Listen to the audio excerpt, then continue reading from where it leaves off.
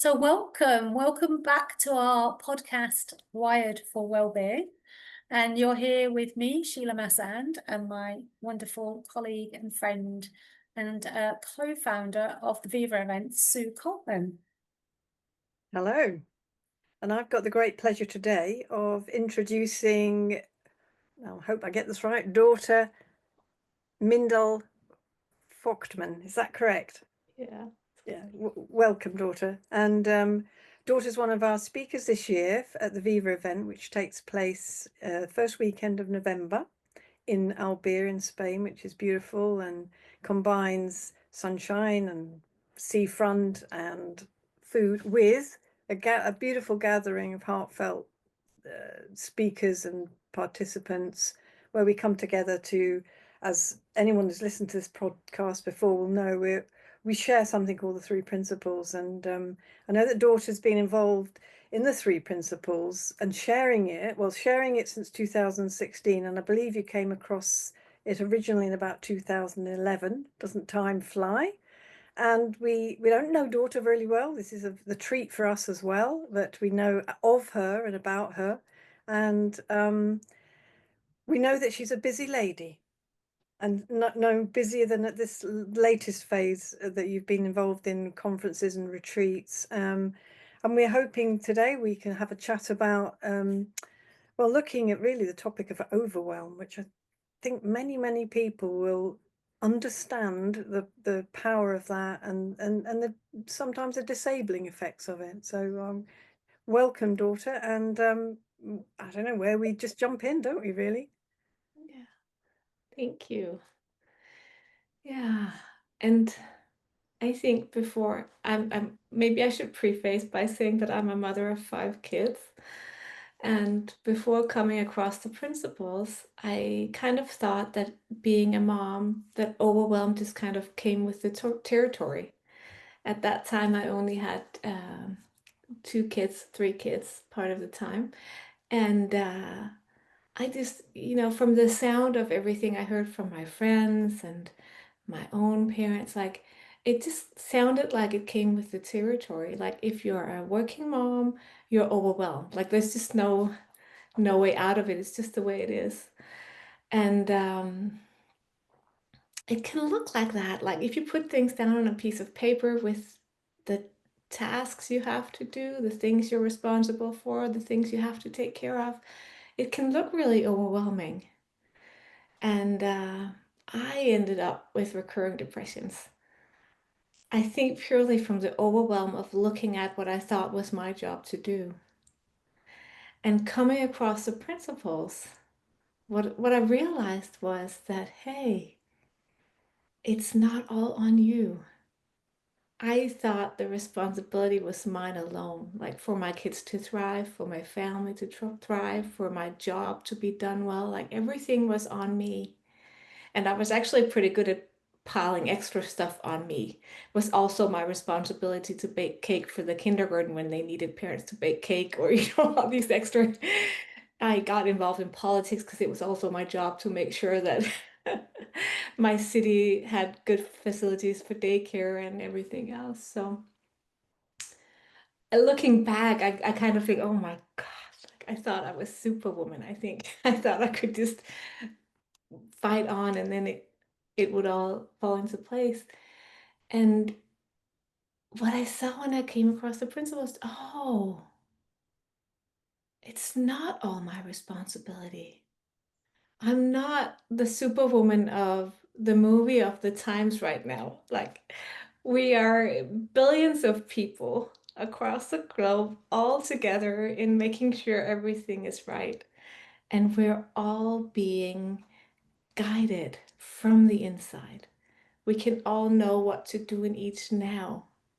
And it doesn't have anything to do with lists of tasks and responsibilities. It's actually very low-key practical. Like if you do every little thing when it occurs to you to do, magically everything is fine.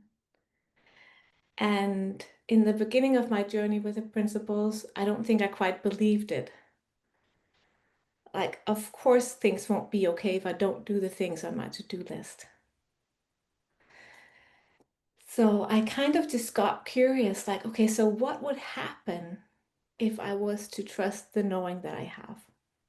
Like, if I was to let the life within me decide what I do in this now, and in this now, and in this now, will things actually get done? Like, will the floors be mopped? Will the all of this stuff? And what I've found is that what guides us is really low-key practical. Like, it occurs to me to do the laundry. It occurs to me to clean the bathrooms. Like, it will actually, it's not like it just won't make the appearance in my mind to do it. It will. And sometimes some things don't occur. And then, funny enough, like either someone else did it because it occurred to them, or things actually worked out pretty fine even with that task not being done. And it's just such a funny journey. And I would really encourage you that listens, like just try to be curious for yourself. Like, what actually happens if you listen to what occurs to you to do? And I've had clients as well in leadership positions being really overwhelmed and stressed by their to-do lists, and it all seems so real that it's necessary for the wheels of the world to keep turning that they do everything on that list. My favorite example, I had a really brave client who went on this experiment with me as well. She tried it out for herself. So what happens if I just do what occurs to me, like each moment while I'm at work? If I take care of the task that occurs to me, what will happen? And on her to-do list was writing a job description because she needed a new employee. And that seemed pretty urgent, like they really needed this employee, but it didn't occur to her. And since she'd made the agreement with me to to only do it because she didn't do it. And the next day, someone applied out of nowhere that was perfect for the job. And that's what I love about this guidance from inside, that it's so obvious, like it's connected to a greater wisdom. Like it knows what tasks are ours to handle and what is someone else's to handle and what will work out on its own. And I think it has a sense of magic to it that I'm kind of in love with. That's such a beautiful description of the universality of this, because it's an overwhelmed mum one day, or a director of a company another, or a partner trying to be just in a relationship. And what I love about that as well is when you start to see that it's in you, you can see it's in everybody. And it might be you see it's in everybody, then you see it's in you. It doesn't really matter. And when you can see that in your own children as well, boy, what a difference that makes. Yeah. And thinking about conditioning, we're going to bring children up to have an awareness of that wisdom, or we're not. One leads away from overwhelm and chaos and struggle, and the other leads towards this calm. And it's fun. I mean, I love the way that you talk about it. It's like there is magic. And it can be very playful. It's not a serious study. Yeah. And I think another thing that came from that thing was also seeing how neutral things really are. Because all of a sudden, when I just did the laundry, because it occurred to me, it didn't feel like a burden like it did before, like kind of turning me into a martyr. Like, oh, so I'm doing this for my family because someone has to do it and nobody else is doing it. So I will. And then I heard moms kind of rewriting the story of, oh, I get to take care of my family by doing this and and I was like, really? Like, really? And what I got to see was that's not necessary either. Like, I didn't have to rewrite the story of it. I just have to not make up any stories about it, which was possible as well. It could just be a task that was handed to me in that moment. And it's so funny because one of the things that we sometimes look at in the principles as well is how we make up a reality via the thoughts we have. And we make up stories all the time in our thinking, and then uh, it gets to look really real. And sometimes we forget that we made up the story. It's not really real, but it looks real. And even when we know how we work, like we know we are guided from the inside, we know that we experience what we think. sometimes I too forget that I experience what I think. And I have a not so nice experience of life. It feels hard, or feels like someone is not being nice, or it feels like something is unfair. And what I've noticed is one of the things that occurs to me from life is to do laundry. Like this listening for where life guides me. It's so funny. And in the beginning, I would disregard it. I would say, no, I'm not feeling good. I definitely don't need to pile work on me right now. I need to take care of myself and be gentle and sit for a while with my coffee, or and it's so funny how wise this intelligence is, because what I've come to see after I started respecting what it gave me, and did go and do the laundry, was that it's excellent at bringing me back to the present moment. There's nothing like standing there with clothes in my hand looking at, oh, it goes in that basket with that degrees wash or that color wash, or and then I'm out of all the stories. And when I'm out of all the stories, I'm fine. Then life doesn't feel hard. Then it doesn't feel like something is unfair, then there's just me and my laundry and everything is good. And so in that sense, that guidance is just really practical too. Because it just naturally seems to be guiding me to what I need in that moment. Beautiful. I appreciate that, as Sue said earlier on, I appreciate the lightheartedness with which you're sharing all this, and the different examples that you've shared with us about the leadership, the motherhood, and how you're human as well. And you even talking about the three principles, even understanding somewhat of how we work as human beings, right? We can still fall into the trap of actually believing the stories that are created habitually. I mean, I've got very habitual favorite stories that run through my head. Not actually favorites, but they seem to be favorites because they come around over and over again. And I wonder for somebody who's listening, who has no idea of what we're speaking about, um, and they're like, yeah, okay, I'm hearing what you're saying. How do I stop that story going around and round in my head, about, let's say, doing the laundry? That it's a thankless task, and it's every single day, and I'm sick of it. I'm sick of it, and that's a very regular habitual story that goes round and round in my head. How does one stop that? I don't know that I know a trick for stopping it, but I see that the more I understand how I work, the more I understand what thinking is, the less it seems like a problem to me.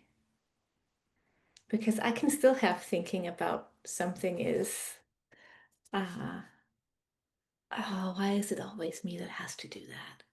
Why don't they ever clean the sink? Or why don't they wipe off the countertops? Why is it always me? But that's actually become a clue for me, is when it's about me, I'm usually wrapped up in a story. And just seeing that, then it's okay for the story to be there. Like it doesn't always necessarily magically disappear, but I just know I'm kind of just onto it. I know, oh, there's something, I'm making a story of this, and it's innocent. It's a little bit like when we learn about the principle of gravity. We learn that if we let go of a pencil, it falls to the floor. And we never expect that because we know how gravity works, it won't work. Like we don't expect that because I know how it works, I can let go of the pen and it will stay by my hand. We would never expect that. Yet somehow, when we get curious about the principle of thinking and how we think and how we experience what we think, we sometimes, I think, in this conversation we're having now with people who look in this direction, we get the expectation that if I understand well enough how I work, if I understand this principle of thinking well enough, then magically my thinking won't look real anymore. And I just have to say, it's not quite my experience. Like, I still have thinking that looks real. It's just really helpful to be curious about because I kind of get the little signs. I get aware of little signs that I have for me about when I'm caught up in a story. And I think that's true for anybody else who starts being curious about their thinking.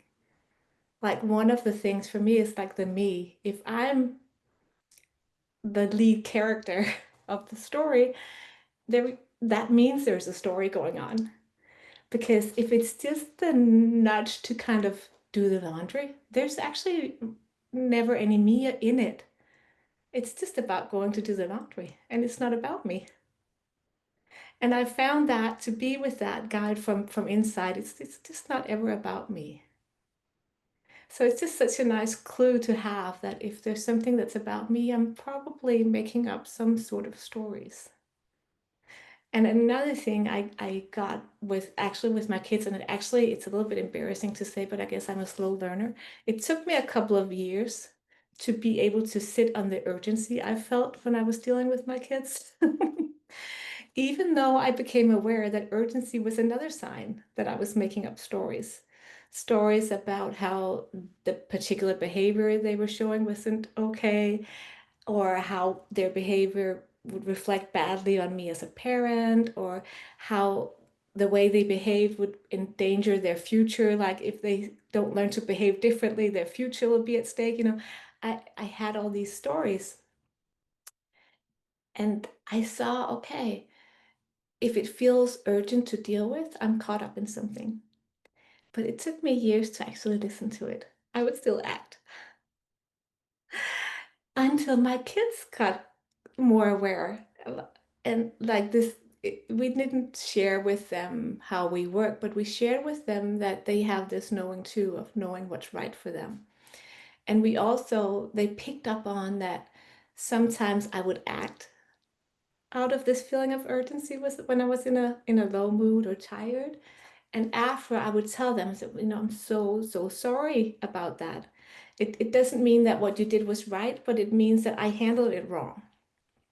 If I'd been in a better mood, if I hadn't been tired, I would have talked to you in a completely different way about it.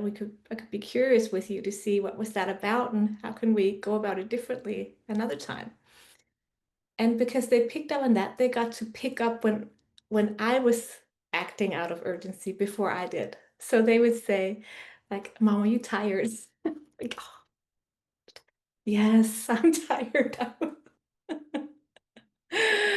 All right, I'll step back and breathe. But I didn't do it out of my own, like, catching it. Like, I was such a slow learner. It still seems so important and real when it was my kids that it involved. Yeah. I think that's just wonderful. The connection between, this understanding and how we are brought back to it time and time and time again. And it's not just one route. And it isn't because you've read a book or because you passed an exam. It's like it's that connect. I was wondering if you could say something about a little bit more about that connection with thought and feeling, because it seems to me that however the feeling shows up, there's the message, there's the wisdom, there's the guidance, if we interpret the feeling. And I know that, like you, well, as you're describing, I lived a lot in urgency and worry and anxiety about my children. Everything seemed equally important all at the same time. And then I felt I was failing. And when you feel you're failing, you're not bright and breezy or calm and relaxed or a lovely person to be around that they can kind of tune into. You become somebody to be a bit wary of, really. But if you wouldn't mind just enlarging on that a bit. Yeah. And I think what was tricky for me also in the beginning was that it all appears to me through thinking. So it's not that there's something about thinking is not trustworthy. But as you said, there's something about the feeling that accompanies the thinking that kind of becomes the guide. Like urgency was one of the guides. Then don't listen there for nice answers. Like they don't appear with the urgency. And a lot of times for me also these days, it's a tightness almost like in my body. It's like a knot in my stomach. It's a tightness on my chest that just kind of cues me, oh, something's going on that's not trustworthy in your thinking. So I might have thinking about something, yeah, something the kids are doing, thinking that that's not all right, or something my husband is doing, or, but I will just know, I know from the feeling that comes with that thought that I can't trust it. And that's a really valuable knowing to have for me, because then I know not to react on it. Even if it feels urgent, then I still know, okay, you don't know what to do yet, so you'll have to sit with it. And that's the other thing about the direction we're looking at, it's the knowing that you're okay. Like you're truly, generally always okay, even when you feel like you're not. So the being able to sit with the uncomfortable feeling, just knowing that it says nothing about anything being wrong with me. It says nothing about anything being wrong with anybody else around me. It says nothing about something being wrong with my circumstance. And it definitely says nothing about me not understanding how to be a human being. And that's what I used to think. I used to think I was obviously not handed the right instruction manual for being a human being. That's why I feel so awful. Like I obviously have never learned how to navigate this life as a human being. And like I see looking back, it's so easy to see why you get depressed, right? And now it's so easy to sit with these uncomfortable feelings when you know all these things. When you know that it says absolutely nothing about anything other than your mood being low, or you being tired, or for some reason being in a low state of consciousness. And it's just so helpful because that's okay. And I know it says nothing about me, and it's not my responsibility. Because the way we work, our level of consciousness, our moods, they will go up and down all the time, all on their own. And so knowing that it will change on its own, and knowing I don't have to do anything, is such a much more graceful way of experiencing it. Because then I can just wait it out. Like I can just sit with it and it will pass. And it's much gentler than when I thought I had to figure out why I was feeling like that, how I could get out of it, how I could make sure it wouldn't happen again. And I see now how that just kind of made it a downward spiral, actually, looking at it from that perspective. Whereas looking at it from the perspective of it being totally temporary and totally like, what can you say? Like, it's just not holding any information at all. Being free of information, being innocent, being temporary, because then it's okay. Like I can feel tight for a little while if it says nothing about anything, and if it's not my fault, and if I don't have to do anything with it. And then all of a sudden it's gone again. And a lot of the things that looked like a problem while I was feeling tense is no longer a problem. And if it is still a problem, I suddenly have a clear and calm answer on how to go about it.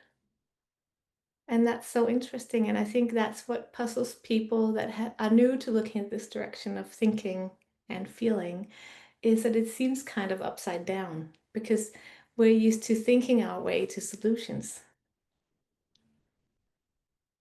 And it's so helpful to not try to think your way to solutions, because, oh man, you spend a lot of time solving solutions that weren't real, or solving problems that weren't real. Yeah. So it's so nice to just go by the feeling, to know that when you feel tense, there is no valuable information for you to find. Like the best thing for you to do is just breathe. Yeah. Or do mundane tasks, fix dinner, get the lunch packs ready for the next day. Just knowing that that is a bespoke system, so it's for everybody, but it's also bespoke to you, and it's there 24 hours a day, 7 days a week, awake and asleep.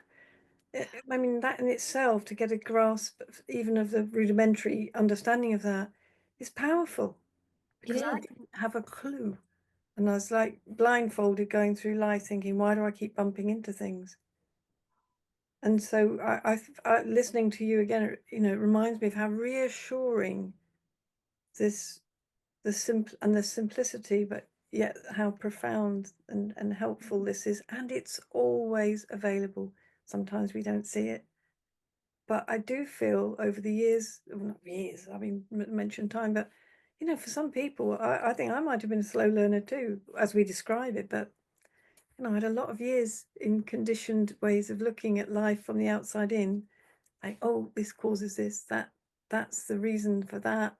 And then spending a long time looking back. I mean, did you do any of that? You know, that sort of searching in the background and the history of everything.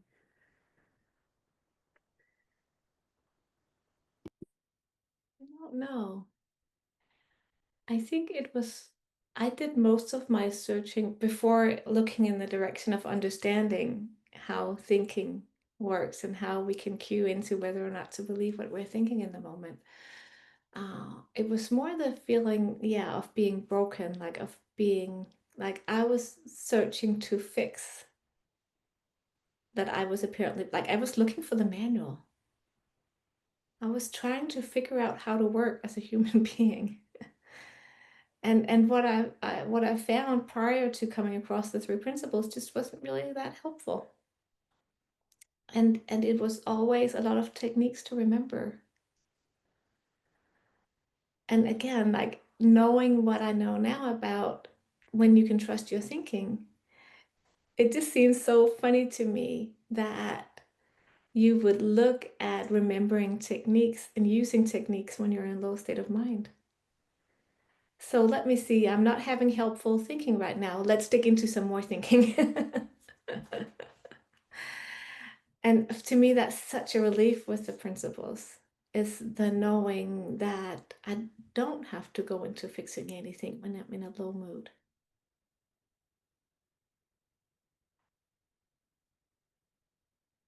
I can just be human. And I love that, yeah, that it is being human. Like we can't get away from it because we will always experience our thinking. It's just so helpful to know that that's what it is. And I'm so lucky I have my sweet husband. We've been on the journey together. We came across the principles the same time, and it's so lovely to be able to just say to him, you know, honey, right now you just really look like an idiot to me. I'm so sorry. I know it's all, you know, I know it's my perception, it's my thinking that does this, but just know that's my reality right now. So if I snap at you, don't pay attention to it. Like I know it's not you. I know it's over here, but it feels real right now.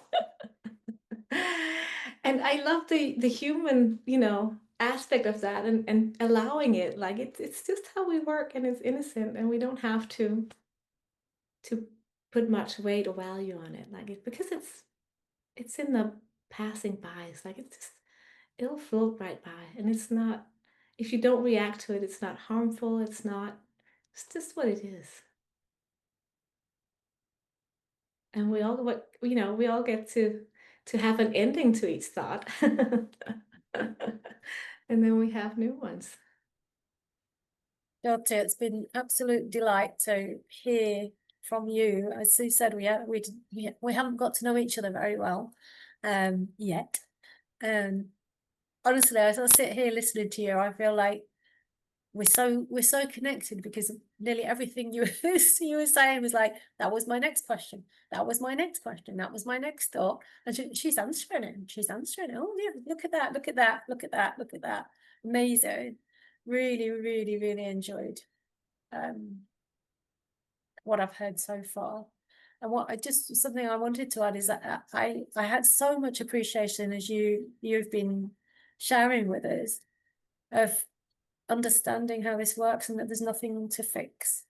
And I spent years also with my tools and techniques trying to fix something that I absolutely believed was wrong with me.